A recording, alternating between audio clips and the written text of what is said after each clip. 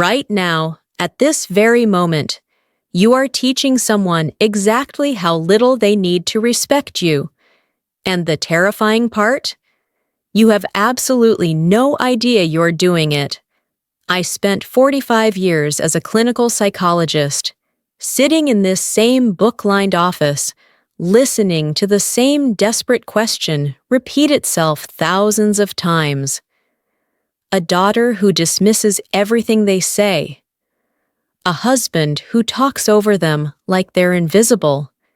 A colleague who undermines them in every meeting. A parent who still treats them like they're 12 years old. And they all come to me wanting to know the same thing. How do I make this person respect me? After nearly half a century of listening to this, I finally understood something that most people will never figure out. You cannot make anyone respect you. That is simply not how respect works. But you can absolutely stop doing the things that actively invite disrespect into your life. And I promise you, you are doing those things right now. You did it this morning. You probably did it within the last hour. Before we go any further, please subscribe to this channel, like this video, and share this video to someone who might needs it. I need you to understand something. I am not here to comfort you. I am not going to tell you to practice gratitude journaling or repeat affirmations in the mirror or any of that feel-good nonsense that makes you feel better for 5 minutes and changes nothing. What I am going to tell you comes from listening to thousands of people describe their broken relationships and watching the exact same patterns destroy marriages, careers, and families across 5 decades. What I am going to tell you is going to be deeply uncomfortable because it requires you to stop pointing at everyone else's behavior and start examining your own. It requires you to see how you are actively participating in your own disrespect. And that is a painful mirror to look into. At 99 years old, sitting here in my lavender sweater, looking like everybody's favorite grandmother, I have earned the right to tell you the brutal truth. And here is the first truth, the one that changes everything. I mean this with every fiber of my being. Every single time you overwork to prove your value to people who should already see it, every time you launch into a lengthy explanation for a decision that is yours alone to make, every time you seek validation for a choice you have every right to own, you are broadcasting a message to the world. The message is this: my worth is conditional. My choices require your endorsement. I need you to agree with me before I can trust myself. I am not enough as I am.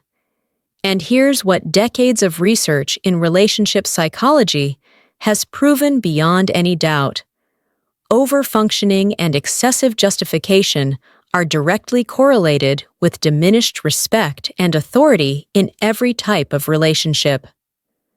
Personal, professional, familial, it doesn't matter.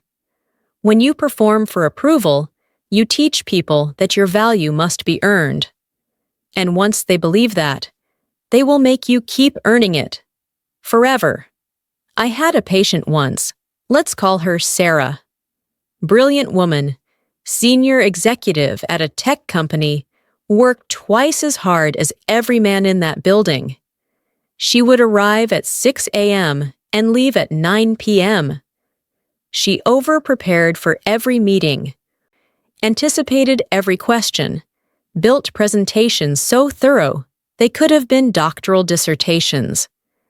And despite all of this, despite her performance being objectively superior to her male colleagues, she was constantly overlooked for promotions, interrupted in meetings, and had her ideas attributed to the man who repeated them 5 minutes later. She came to me exhausted, burned out, and utterly confused. "What am I doing wrong?" she asked me. "I work harder than anyone. I'm always prepared. I never make mistakes. Why don't they respect me?" And I had to tell her something that made her angry at first. "Sarah," I said, "your overperformance is the problem, not the solution." She looked at me like I had lost my mind. But here's what the research shows, and what I've watched play out in thousands of relationships. When you overfunction, when you constantly perform to prove your worth, you are sending an unmistakable message. The message is, I don't believe I deserve to be here. I don't believe my presence alone is valuable. I must continually justify my existence in this space. And once people receive that message, they believe it. They treat you exactly as valuable as you've told them you are. Sarah's male colleagues walked into meetings with half her preparation and twice her confidence. They stated their opinions as facts. They didn't explain or justify or prove. They simply presented. And because they acted like their presence was inherently valuable, everyone else treated it that way. I gave Sarah an assignment that terrified her. For 1 month, I told her, stop overfunctioning. Prepare adequately, not excessively. When someone questions your decision, say, I've considered the options, and this is the direction I'm taking, and then stop talking. No 20-minute explanation. No preemptive defense of every possible objection. Just state your position and be silent. She thought it would be professional suicide. The first week, she told me, was agony. Every instinct in her body screamed at her to explain, to prove, to perform. But she forced herself to simply state her decisions and stop. When challenged, she would say calmly, I understand you have concerns. I'm confident in this approach. And then, this was the hardest part. She would say nothing else. Something remarkable happened. Within 3 weeks, the interruptions decreased. Her ideas stopped being repeated by men and credited to them. By the end of 2 months, she was leading initiatives she would have had to fight for before. What changed? She asked me, still somewhat bewildered. What changed was the signal she was sending. She stopped telling everyone that her value needed to be earned and started communicating that her presence was inherently authoritative. She stopped performing and started simply being. Here's what I need you to understand. Respect is not earned through performance. Respect is established through presence. When you over-explain yourself, when you seek validation for every choice, when you perform to prove you belong, you are teaching people that your worth is conditional, that it must be perpetually re-earned. And they will take you at your word. Stop performing. Your value does not require a demonstration. The second strategy is one that most people find almost impossible to execute, even though it's remarkably simple. Master the art of strategic withdrawal, and I mean exactly that. Withdraw. Leave. Remove yourself from disrespectful interactions without drama, without explanation, without giving them the reaction they're fishing for. I had a patient named Jennifer who spent 15 years crying after every visit with her mother-in-law. Every single visit followed the same script. The mother-in-law would make some cutting remark about Jennifer's parenting, her cooking, her career choices, her weight. Jennifer would try to defend herself, explain her reasoning, prove she was doing things right. The mother-in-law would double down. Jennifer would get more upset. It would escalate into a full argument, and Jennifer would leave in tears, feeling completely demolished. 15 years of this pattern.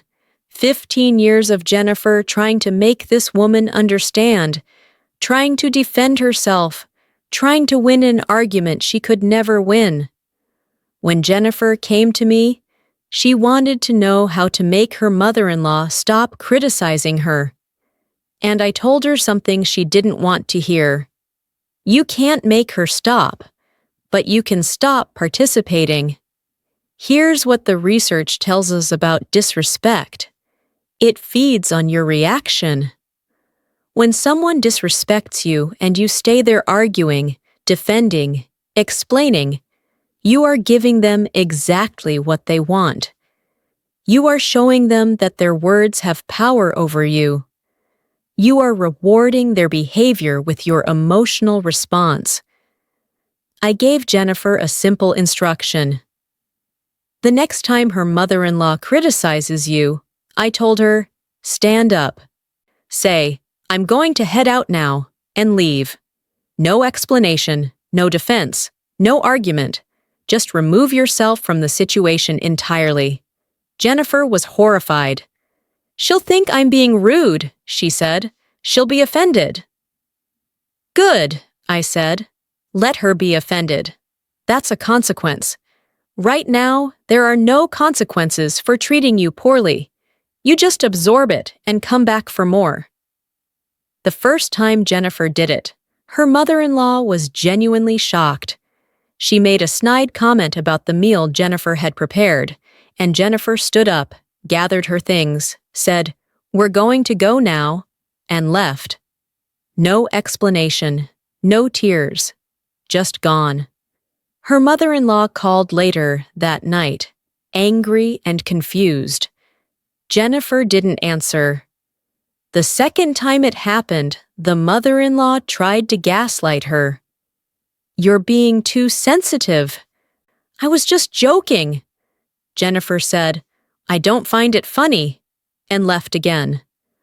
By the third incident, something shifted. The mother-in-law started to catch herself mid-criticism.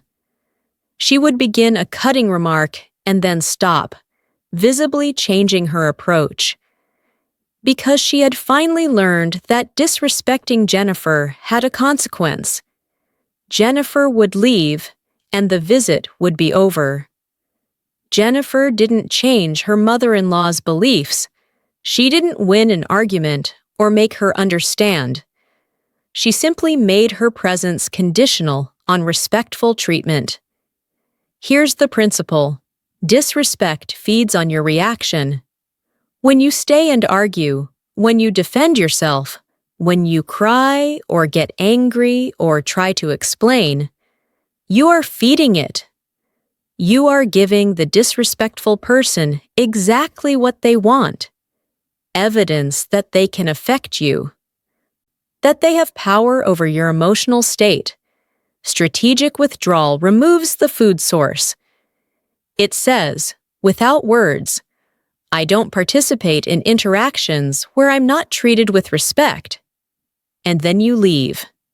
Not in anger, not with a dramatic exit, just quietly, calmly, gone. Your presence is valuable.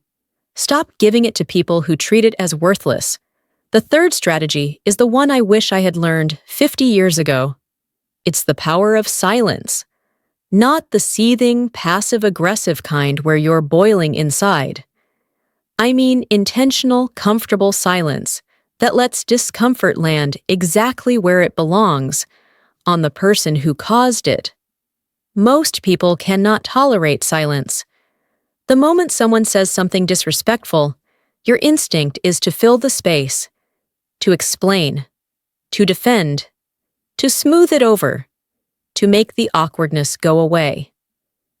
And in doing that, you take ownership of their bad behavior. I worked with a physician, Dr. Patricia Chen, who was constantly interrupted in hospital meetings by a male colleague. She had tried everything, asserting herself, using humor, directly confronting him. Nothing worked. He just kept talking over her like she wasn't there. I gave her an instruction that seemed ridiculous to her. The next time he interrupts you, stop talking mid-sentence. Don't argue. Don't say, "Excuse me, I was speaking." Just stop. Look at him. And say absolutely nothing. She thought I had lost my mind, but she tried it. The next meeting, she was presenting a patient case. He interrupted her. She stopped mid-word, turned, and looked at him. 7 seconds of complete silence. She told me later it felt like an eternity. The room went absolutely still. Everyone turned to look at him. He stumbled over his words, trying to finish whatever point he was making, but the silence had created a spotlight he couldn't escape.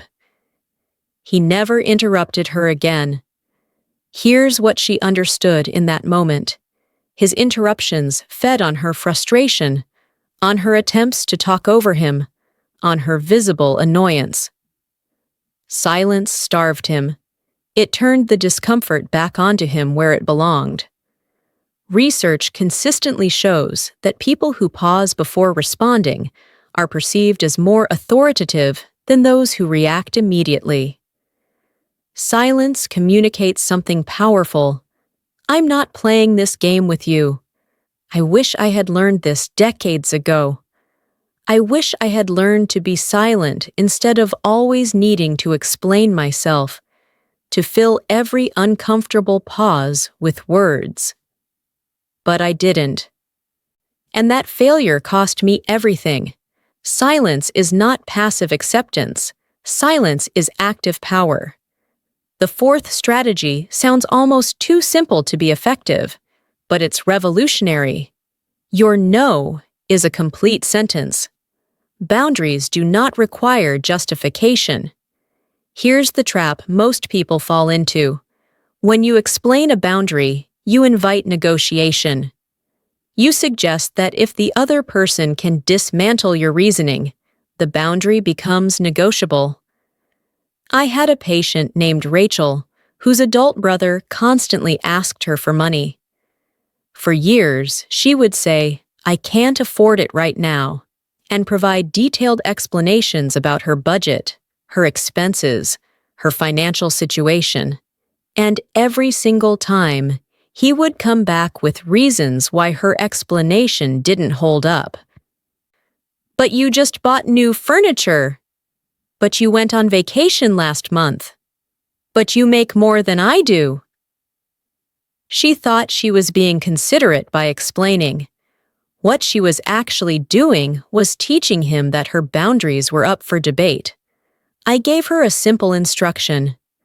The next time he asks, say, "I'm not doing that," and nothing else. No explanation, no justification, just a clear statement. She called me after the first attempt, shaken. "He kept pushing," she said. "He asked why. He got angry. He accused me of not caring about family." "And what did you say?" I asked. "Nothing. I just repeated, 'I'm not doing that,' and then I changed the subject." He was furious at first, then confused. Then gradually, he stopped asking. Here's what the research shows. Boundaries with lengthy explanations are violated more frequently than boundaries stated simply and firmly. Because explanation suggests the boundary requires approval. It suggests that if they can just find the right argument, you'll change your mind. The moment you justify a boundary, you suggest it requires their approval. Your no doesn't need to make sense to anyone but you. It doesn't need a reason that satisfies them. It simply needs to be stated and enforced. Over-explaining boundaries trains people to push past them. Stop explaining. Stop justifying. Your boundary is not a debate topic. The fifth strategy is the one no one wants to hear, but it's the most important. Examine what you tolerate. Because here's the uncomfortable truth. Chronic disrespect doesn't happen to you. On some level, you've accepted it, I had a patient named Michelle who spent 20 years with a husband who dismissed everything she said. He invalidated her feelings, made unilateral decisions about their finances, their children, their life. When she expressed an opinion, he would literally wave his hand as if brushing away smoke.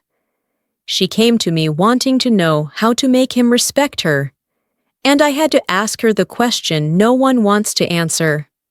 Michelle, why do you stay? She was offended at first, but I pressed. What are you getting from this relationship that makes you willing to accept this treatment? It took 3 sessions before she could answer honestly. Fear of being alone, financial security, the comfort of the familiar, even when the familiar is painful, the belief that this was better than nothing. Here's the fundamental principle. You teach people how to treat you by what you allow. What you tolerate, you accept. What you accept, you communicate approval of. Not with your words, with your presence, with your continued participation in the dynamic. I looked at Michelle and asked her the question that changes everything. At some point, you have to decide. Do you respect yourself more than you fear being alone? She's still deciding. But let me tell you something. I've spent 45 years giving this advice, watching people wrestle with this question. And sitting here now, at 99 years old, I need to tell you the truth. I failed at everything I'm teaching you, every single thing. Let me tell you about Margaret. Let me tell you about my daughter. She was brilliant, creative, impulsive. She married a man I didn't approve of. And I couldn't stop myself. I tried to fix it. I gave advice she didn't ask for. I staged an intervention. I delivered ultimatums. She begged me to stop. I couldn't. I knew better. I had to save her. And I lost her. 22 years ago, I lost her. Margaret married a man I didn't approve of. He was an artist, unreliable income, no clear plan for the future. I had good reasons for my concerns. I always have good reasons. I'm a psychologist. I could see the patterns. I could predict the outcome. I was certain I knew what was best for her life. So I tried to fix it. I gave advice she didn't ask for. I pointed out every flaw in his character, every red flag I could see. When that didn't work, I staged an intervention with her siblings. I sat her down and laid out all the reasons this marriage was a mistake. I gave her ultimatums. I told her she was throwing her life away. She begged me to stop. "Mom, please," she said. "This is my life. I need you to respect my choices. I need you to trust that I can make my own decisions, even if they're mistakes." But I couldn't stop. I couldn't. I had 40 years of clinical experience. I had seen this story play out 100 times. I knew how it would end. I had to save her. She told me one last time, "If you don't stop trying to control my life, I will have to cut contact with you completely. I can't have you in my life if you won't respect my autonomy." And I told her she was being manipulated. I told her she would come to her senses. I was absolutely certain I was right. Margaret stopped calling.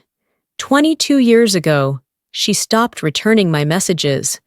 She blocked my number. For the first 5 years, I wrote letters. I called on her birthday. I sent cards at Christmas. Nothing. Then I showed up at her house uninvited. I thought if I could just talk to her face to face, I could make her understand. She got a restraining order. A restraining order against her own mother. Sitting here now, I understand what I couldn't see then. I taught her that her mother's need to be right mattered more than her autonomy, more than her choices. more than her happiness. I taught her that my expertise gave me the right to override her life. I taught her that she had to cut me out completely to save herself. Everything I've taught you today, stop performing for approval, withdraw from disrespect, use silence as power, hold boundaries without explanation, examine what you tolerate. I violated every single one of these with my own daughter. I performed my expertise constantly, trying to prove I knew better. I never withdrew, I just pushed harder. I couldn't be silent. I always had to explain, to fix, to control. I violated her boundaries repeatedly, and I tolerated my own disrespectful behavior toward her because I believed my intentions justified my actions. I chose being right over being in relationship. I chose control over connection. I lost her because I couldn't stop trying to save her from her own life. I destroyed the relationship I valued most because I couldn't practice what I've spent 45 years preaching. 6 months ago, I saw Margaret's name in the local newspaper, a feature article about innovative therapists in the area. My daughter, 15 miles away from where I'm sitting right now. She runs an art therapy practice. The very career I once dismissed as impractical, as a waste of her intelligence. She's using creativity and art to help people heal from trauma, helping hundreds of people, according to the article. She turned everything I criticized into her life's purpose, and she did it all without me. She's been in this city for 8 years. 8 years, 15 miles away, and I never knew. I've driven past her office 12 times in the last 6 months. I park across the street and watch people go in and out. I've written 17 letters that sit in my desk drawer, unsent. I know her clinic hours.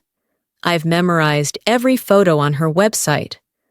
I know what she looks like now, at 47 years old, even though the last time I saw her face, she was 25. I'm 99 years old, and I still haven't learned. I still want to explain myself to her. I still want to make her understand that I was trying to protect her. I still want to fix what I broke. Every instinct in my body screams at me to walk into that office and tell her I'm sorry. Tell her I was wrong. Tell her I've changed. But here's the difference now. I know I shouldn't. Knowing and doing are two very different things. Because reaching out to her now, after she's built a life without me, after she's established a boundary so clear she had to get the law involved to enforce it, reaching out would be one more act of disrespect. It would be putting my need to feel forgiven, my need to explain, my need to fix things, above her clearly stated boundary that she doesn't want me in her life.